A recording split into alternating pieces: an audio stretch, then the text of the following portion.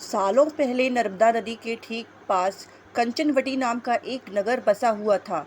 वहाँ राजा मलयकेतु का शासन था। कंचनवटी नगर के पास में ही एक रेतीली बालूहटा नामक जगह थी, जिसके पास में एक बड़ा सा पेड़ था। उस पेड़ में एक चील रहती थी और नीचे एक गीदड़।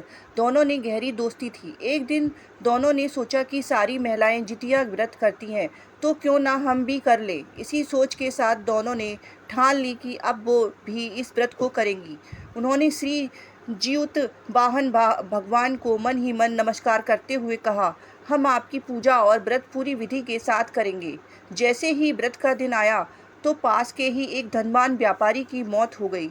उसको अंतिम विदाई देने के लिए बालूहटा की ही लाया गया, जहाँ गीदड़ और चील रहते थे।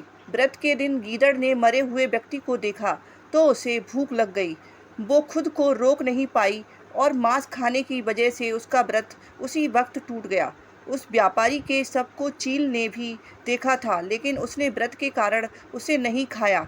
उसके बाद चील और गीदड़ दोनों अगले जन्म में कंचनवटी के भास्कर नामक ब्राह्मण के घर में बेटी के रूप में पैदा हुए। चील का जन्म बड़ी बहन के रूप में हुआ, जिसका नाम सीलवती पड़ा, और दूसरी उसकी शादी बुद्धिसेन नामक लड़के से कराई गई। गीदड़ का जन्म उसकी छोटी बहन कपूरावती के रूप में हुआ। समय होने के पर उसका विवाह कंचनवटी के राजा मलयकेतु से उसके पिता ने करवाया। भले ही कपूरावती विवाह के बाद कंचनवटी की रानी बन गई हो, लेकिन उसे बेटा का सुख नहीं मिला। उसके घर जितने भी बच्चे जन्म लेते थे वो उसी दिन मर जाते थे। ऐसा होते होते कपूरावती काफ़ी परेशान हो गई। इधर उसकी बड़ी बहन सीलवती को 7 बेटे हुए थे। जब उसके सारे बेटे बड़े हो गए तो उन्होंने महल में कार्य करना शुरू कर दिया। अपनी दीदी के बेटों को देखकर धीरे धीरे कपूरावती रानी के मन में जलन का भाव पैदा होने लगा। उसने उसी जलन की वजह से अपने पति को कहकर अपनी दीदी के सारे बेटों के सिर कटवाकर एक बर्तन में रख दिए। उन सभी 7 बर्तनों को कपूरावती ने लाल रंग के कपड़े से ढक दिया और अपनी दीदी सीलवती के पास भिजवा दिया। भगवान ज्यूतवाहन भी थे जब सब देख रहे थे। उन्होंने रास्ते में ही सभी 7 भाइयों के सिर को धड़ से जोड़ा और अमृत पिलाकर जिंदा कर दिया।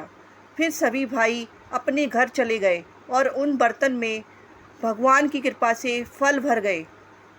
उधर कूपरावती अपनी दीदी के घर में शोक समाचार मिलने के इंतजार में बैठी हुई थी। जब कोई शोक नहीं आया, संदेश नहीं आया, तो वो खुद ही सीलवती के घर चली गई। वहाँ जैसे ही उसने अपनी दीदी के सारे बेटों को जिंदा देखा तो वो हैरान हो गई। कुछ देर बाद उसने दीदी सीलवती को अपनी हरकत के बारे में बताया। उसने कहा कि किस तरह से उसने बर्तनों में उसके बेटों के सिर काटकर डाल दिए थे, और ज़ोर ज़ोर से रोने लगी। तभी सीलवती को अपने पिछले जन्म के बारे में याद आ गया।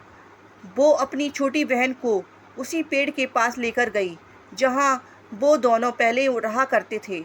उसने कपूरावती को पिछले जन्म में रखे जितिया व्रत की पूरी कहानी सुनी।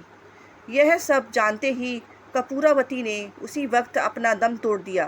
राजा को तुरंत सीलवती ने इस बात की जानकारी भिजवाई। अपनी पत्नी के बारे में दुख भरा समाचार मिलते ही राजा वहां पहुंचे और कपूरावती को उसी पेड़ के नीचे अंतिम विदाई दी। अगर आपको मेरी ये जानकारी या कहानी अच्छी लगी हो तो मेरे चैनल को सब्सक्राइब करें, लाइक करें और शेयर करें। Thank you.